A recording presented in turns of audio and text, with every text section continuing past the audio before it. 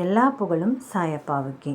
சாய்ராம். நாம் எல்லோரும் ஒரு ஒழுங்கான ஒரு நல்ல வாழ்க்கையை, அமைதியான வாழ்க்கையை, நிம்மதியான வாழ்க்கையை, சந்தோஷமான வாழ்க்கையை வாழணும்னு தான் நினைப்போம். ஆனால் அதுக்கு உண்டான முயற்சியை தான் எடுக்கிறோமான்னா தெரியாது. ஏன்னா நம்மளுக்கு தேவை நாம் நினச்ச மாதிரி வாழ்க்கை. அதுக்காக என்ன வேணாலும் செய்வோம். சில பேர் நேர்வழியில் போவாங்க, சில பேர் மறைமுகமான வழியில் போவாங்க. அப்படி போகிற வழியிலலாம் சரியான வாழ்க்கை வருமானா தெரியாது. ஆனால் அந்த வாழ்க்கை சீக்கிரம் நம்மளுக்கு கிடச்சிரும், ஆனால் நிலைக்காது. ஆனால் நேர் வழியில் போகிற பாதையில் தான் நம்மளுக்கு ஒரு சீரான வாழ்க்கை, நிலையான வாழ்க்கை கிடைக்கிது. அது வர்றதுக்கு கொஞ்சம் காலதாமதம் ஆகலாம். அது வரைக்கும் நம்ம பொறுமையாகவும் நம்பிக்கையாகவும் காத்துட்டு தான் இருக்கணும். இப்போ பார்த்திங்கன்னா பல ஜென்மங்களாக நம்ம வாழ்ந்துட்டு வர்றோம்னு சொல்கிறாங்க. இன்னும் பல ஜென்மங்கள் தொடரப்போகுதுன்னு சொல்கிறாங்க. எது உண்மையோ தெரியாது. நம்ம பல ஜென்மங்களில் வாழ்ந்திருக்கோமா அப்படின்றதும் தெரியாது, பல ஜென்மங்களில் தொடர போகிறோமா அப்படின்றதும் தெரியாது. ஆனால் ஷீரடியில் சாயப்பா சொன்னது அதுதான். நானும் நீயும் பல ஜென்மங்களாக வாழ்ந்துக்கிட்டு இருக்கோம்னு சொல்லியிருக்காரு. அதிலிருந்து அவர் நம்ம பல ஜென்மங்களில் தொடர்ந்து பிறந்துக்கிட்டே இருந்திருக்கோம்னு தெரியுது. நம்ம ஒரு ஜென்மத்தில் மனுஷனாக பிறந்தாலும் அடுத்த ஜென்மத்தில் மனுஷனாக பிறப்போமான்னு தெரியாது. அது நம்ம கர்ம வினைகளோட அடிப்படையில் தான் நம்மளுக்கு உரிய வாழ்க்கை கிடைக்கிது. அதனால் நம்ம எந்த ஜென்மத்தில் என்ன பாவம் பண்ணாலும் சரி, புண்ணியம் பண்ணாலும் சரி, இந்த ஜென்மத்தில் நாம் யாருக்கும் பாவத்தை செய்யாமல் இருந்தாவே போதும். நம்மளால் முடிஞ்ச நல்ல விஷயங்களை மற்றவங்களுக்கு செஞ்சுட்டு போகணும். ஏன்னா நம்மளுக்கு தெரியும், நம்ம கண்ணு முன்னாடி எத்தனையோ நல்லவங்கன்னு சொன்ன பேர் எடுத்தவங்கெல்லாம் ஒன்றும் இல்லாமல் போயிருப்பாங்க. ஆனால் எல்லாத்து வாயிலே விழுந்தவனெல்லாம் ஒரு சீரும் சிறப்புமான ஒரு வாழ்க்கையை வாழ்ந்திருப்பான். அதெல்லாம் முன்வினை ஜென்மங்களோட பிரதிபலிப்புன்னு சொல்லலாம்.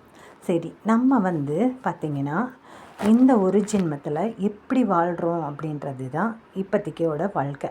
ஏன்னா இந்த நொடி தான் வாழ்க்கை. நாளைக்கு என்ன நடக்க போகுதுன்னு நம்மளுக்கு தெரியாது. நேற்று என்ன நடந்ததுன்னு தெரிஞ்சாலும் அதை நினச்சிக்கிட்டே இருந்தால் ஒன்றும் ஆக போகிறது இல்லை. அதனால் நம்ம இந்த நொடி, இந்த வாழ்க்கை, இப்போ என்ன செய்ய போகிறோம் அப்படின்றத பார்ப்போம். நம்ம அழகாக நம்ம ஒவ்வொருத்தரும் ஒவ்வொரு விதமான வாழ்க்கையை வாழ்கிறோம். காசு இருந்தால் மற்றவங்களுக்கு கொடுக்கறதுக்கு மனசு இல்லை, மனசு இருந்தால் மற்றவங்களுக்கு கொடுக்கறதுக்கு காசு இல்லை. படிக்கிறவன் படிக்கணும்னு ஆசைப்பட்றான், ஆனால் அவனுக்கு வசதி இல்லை. படிக்கிறதுக்கு வசதி இருக்கிறவன் படிக்கிறதில்ல. இந்த மாதிரி எல்லா விஷயங்களும் முன்னுக்கு பின் முரணாகவே இருக்குது.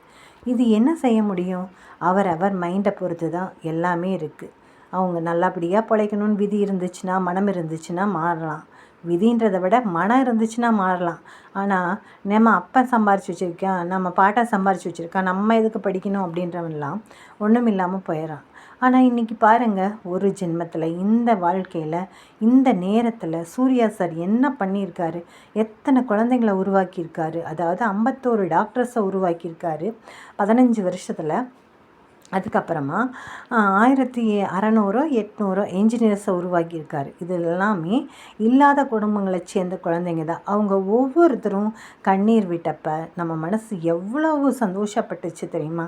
அவங்களாம் சாப்பிட்றதுக்கே இல்லாதவங்க, இருக்கிறதுக்கே வீடு இல்லாதவங்க, இப்படிப்பட்டவங்கள தான் இன்றைக்கி ஒரு நல்ல நிலைமையில் இருக்காங்க. மற்றவங்களையும் தன்னை மாதிரி உயர்த்துறதுக்காக பாடுபடக்கூடிய ஒரு ரகத்தில் இருக்காங்க. நான் கூட தம்பிக்கிட்ட சொன்னேன், என் பசங்க அந்த அகரம் ஃபவுண்டேஷன் ஃபஸ்ட்டு ஸ்டார்ட் பண்ண புதுசில் சொன்னேன், நம்ம என்னைக்காவது ஏதாவது செய்யணும்னா நீங்களாம் வேலைக்கு போனதுக்கப்புறம் ஒரு சின்ன பங்கு நம்மளோடது அந்த அகரம் ஃபவுண்டேஷனில் இருக்கட்டும் அப்படின்னு நினச்சேன். நான் நினச்சது அன்னைக்கு. ஆனால் சூர்யா சாரே இன்றைக்கி வாய் விட்டு கேட்டுட்டார். நம்மளுடைய ஒரு சிறு பங்களிப்பாக 300 ரூபா கொடுக்கலாம். டெய்லி 10 ரூபா வீதம் ஒரு 300 ரூபா கொடுத்தோம்னா ஒரு குழந்தையோட படிப்பு செலவுக்கு ஏதோ ஒரு வகையில் நம்மளும் ஒரு நன்மை செஞ்ச மாதிரி இருக்கும். நான் தம்பிங்களை கொடுக்க சொல்லிட்டேன். அவங்களுக்கெல்லாம் அக்டோபர் மாதம் பர்த்டே வருது. அந்த பர்த்டேலேருந்து இனி வாழ்நாள் முழுக்க அவங்களால முடிஞ்சதை கொடுக்கட்டும்னு சொல்லிட்டேன். நீங்களும் உங்களால் முடிஞ்சதை கொடுங்க. ஏன்னா வந்து கண்டிப்பாக 300 ஒருத்தருக்கு கண்டிப்பாக கொடுக்க முடியும். அந்தளவுக்கு நம்ம கடவுள் நம்மளை ஏழ்மையாக படைக்க கிடையாது. இன்றைக்கெலாம் சாதாரணமாக கூலி வேலை செய்கிறவங்க கூட ஒரு நாளைக்கு 500 600 1000 சம்பாதிக்கிறாங்க. அப்படிங்கும்போது ஒரு மாதத்துக்கு 300 கொடுக்குறதுல நம்ம ஒன்றும் குறைஞ்சி போயிட மாட்டோம்.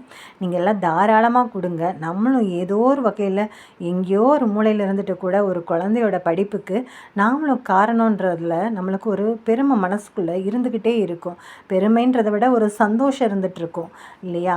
அந்த ஒரு சந்தோஷத்தை நாமும் அடைவோம். அதுக்கப்புறம் பார்த்திங்களா, இந்த ஒரு நொடியில் இந்த ஒரு வாழ்க்கையில் நம்மளுக்கு கிடைக்கிறதுக்கு நம்ம வீடு தேடி வந்து எல்லா இன்ஃபர்மேஷனும், அதாவது எல்லா தகவல்களும் நம்ம வீடு தேடி வருது. அது நல்லதாகட்டும் கெட்டதாகட்டும்.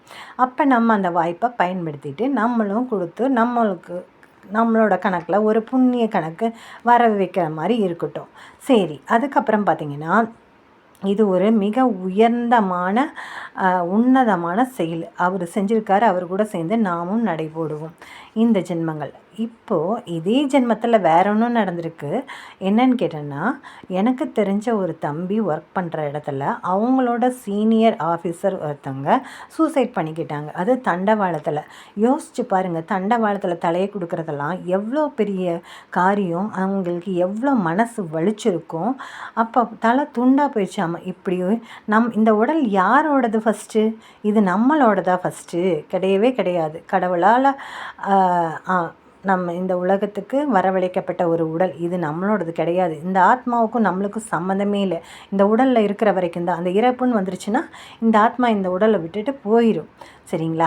ஆனால் வந்து அது வலுக்கட்டாயமாக போய் படுத்திருக்காங்க. இப்போ ஒன்றும் இல்லை, ஒரு எக்ஸாம்பிள். இதுக்கு இவ்வளோ சீரியஸாக நம்ம திங்க் பண்ண வேண்டிய அவசியம் இல்லை. இப்போ சும்மாவே இந்த பக்கத்தில் ட்ரெயின் பக்கத்தில் நிற்கிறோம். பக்கத்தில் வரும்போது நம்ம ஒரு எட்டாவது நம்ம அறியாமல் நம்ம கால் தள்ளி நிற்கிது. அப்படிங்கும்போது அந்த தலையில் தண்டவாளத்தில் தலை கொடுக்குறதெல்லாம் எவ்வளோ பெரிய வலி இருக்குமே பார்த்தீங்களா? இந்த இன்டர்நெட் அது இதுன்னு வருது. அது என்ன உண்மையான ரீசன்னு தெரியல. இதுக்கும் பெரிய ஆஃபீஸர் நல்ல சம்பளத்தில் இருக்காங்க, குழந்தை குட்டி எல்லாம் இருக்காங்க, எல்லாம் செட்டில் ஆகிட்டாங்க. ஆனால் அவங்களுக்கு என்ன பிரச்சனைன்னு தெரில. ஆனால் பார்த்திங்கன்னா, அந்த அளவுக்கு மன உறுதியை இழந்துடாதீங்க. எவ்வளோ பெரிய பிரச்சனையாக இருந்தாலும் நம்ம பேசி தீர்த்துக்கலாம். ஒரு வேளை எதுக்குள்ளேயாவது லாக் ஆகிட்டிங்கன்னா, அந்த அளவுக்கு லாக் ஆகாத அளவுக்கு என்ன இந்த வசதி வாய்ப்புகள் இருந்தாலும் நீங்கள் கொஞ்சம் லாக் ஆகாத அளவுக்கு யார்கிட்டையும் மடியாமல், இந்த கர்மான்றது, இந்த மாயைன்றது, கர்மா இல்லை மாயைன்றதில் நீங்கள் உள்ளே போய் சிக்காமல் இருங்க. சரிங்களா? யார் என்ன சொன்னாலும் நான் இப்படி தான் அப்படின்ட்டு உங்களை பாதுகாத்து கொள்றதுக்கு நீங்கள் எனி டைமும் நம்ம ஒரு எப்படி சொல்கிறது, கவனமாகவே இருக்கணும். அப்போ தான் வந்து நம்ம எதுலேயும் மாட்டிக்கொள்ளாமல் இருக்க முடியும். நம்ம ஏதோ ஒரு வகையில் மாட்டிக்கிட்டோம்னா தான் ஒருத்தனுக்கு அடிமையாக போயிடுறோம். அப்போ அவன் சொல்கிறதெல்லாம் கேட்க வேண்டியது இருக்குது. அங்கே என்ன ரீசன் தெரில, நான் சொல்கிறேன். சில பிரச்சனைகள் காரணமாக நம்ம வெளியே சொல்ல முடியாத மாதிரி என்னடா பண்ணுறதுன்ட்டு முடிவெடுக்கிறாங்கள்ல, அதுக்காக சொல்கிறேன். அதனால் நீங்கள் வந்து இந்த ஜென்மங்கள் பலதும் தொடருது. இப்போ நீங்கள் கஷ்டம், உங்களுக்கு அவ்வளோ அளவுக்கு கஷ்டம் இருக்குதுன்னா அந்த கஷ்டத்தை நீங்கள் அனுபவிக்கணும். அதை விட்டுட்டு நீங்கள் ஏதோ ஒரு முயற்சி செய்கிறீங்க பார்த்தீங்களா, இது அடுத்த ஜென்மத்துக்கு தொடரும். அதுக்கு அதை அனுபவிச்சுட்டா இந்த ஜென்மத்தோடு அந்த கஷ்டம் தீர்ந்து போயிடும். அது ஒவ்வொருத்தரும் நினச்சிக்கிட்டிங்கன்னா, புரிஞ்சுக்கிட்டிங்கன்னா நம்மளுக்கு துன்பமே இல்லை. சரிங்களா? பல ஜென்மங்கள்லேயும் நம்ம நல்லா இருக்கணும்னா நம்ம நல்ல செயல்களை செய்யணும், நல்லதை நினைக்கணும். இப்போ பார்த்திங்கன்னா நிறைய அல்பத்தனமான விஷயங்கள்லாம் பண்ணுறாங்க. அந்த மாதிரி அல்பத்தனமாக இருக்காமல் நம்ம ஒரு பெருமிதம் காரணமாக பெருந்தன்மையோடு நம்ம நடந்துக்கிட்டோம்னாவே நம்ம வாழ்க்கை சூப்பராக அமையும். நம்ம செமையாக தான் வாழ்வோம். அதனால் நம்மளோட வாழ்க்கையில், இந்த ஒரு வாழ்க்கையில் இப்போதைக்கு நம்மளை சுற்றி இருக்கிறவங்கள நல்லபடியாக பார்த்துக்கோங்க. இவங்க இந்த ஜென்மத்தில் நம்மளுக்கு அம்மா அப்பா, இவங்க இந்த ஜென்மத்தில் நம்மளுக்கு கணவன் மனைவி, இவங்க இந்த ஜென்மத்தில் அக்கா தங்கச்சி, இவங்க இந்த ஜென்மத்தில் அண்ணன் தம்பி, இவங்க இந்த ஜென்மத்தில் மாமா மச்சான் சித்தி சித்தப்பா பெரியப்பா பெரியம்மா, எல்லாரும் இந்த ஜென்மத்தில் இவங்களா இருக்காங்க. இவங்கள நல்லபடியாக பார்த்துக்கிறது நம்மளோட கடமை அப்படின்னு நினச்சிட்டு அவரவருக்கு உண்டானது செஞ்சு அவங்கவுங்க உறவுகளை பலப்படுத்தி சந்தோஷமாக நிம்மதியாக ஜாலியாக வாழ்ந்துட்டு போவோமே. அதை விட்டுட்டு தேவையில்லாத வேலையில் சிக்கிட்டு பிரச்சனைகள் பலத்தையும் மூண்டிக்கிட்டு ஒரு நிம்மதி இல்லாமல் அவசரமாக ஓடிக்கிட்டு அப்படி ஒரு வாழ்க்கை வேண்டவே வேண்டாம். வாழ்கிறது ஒரு முறை தான். ஆனால் இன்றைக்கி உங்களுக்கு சொல்கிறதுக்கு கேட்குறதுக்கு கஷ்டமாக இருக்கும். ஆனால் ஒரு நாள் அது உணர்வீங்க. ஏன்னா அந்த வயசு அப்படி. எனக்கு அப்படி தான். ஒரு குறிப்பிட்ட வயசு வரைக்கும் யார் என்ன சொன்னாலும் தெரியாது. ஆனால் இப்போ பார்த்திங்கன்னா ஒவ்வொன்றும் எல்லாமே ஆழமாக தெரிய ஆரம்பிக்குது. இவ்வளோதான் நாள் அப்படின்ட்டு. அப்போல்லாம் வயசு காரணமாக முதுமை காரணமாக தான் இறப்புகள் வந்துட்டுருந்துச்சு. ஆனால் இப்போ அப்படி இல்லை.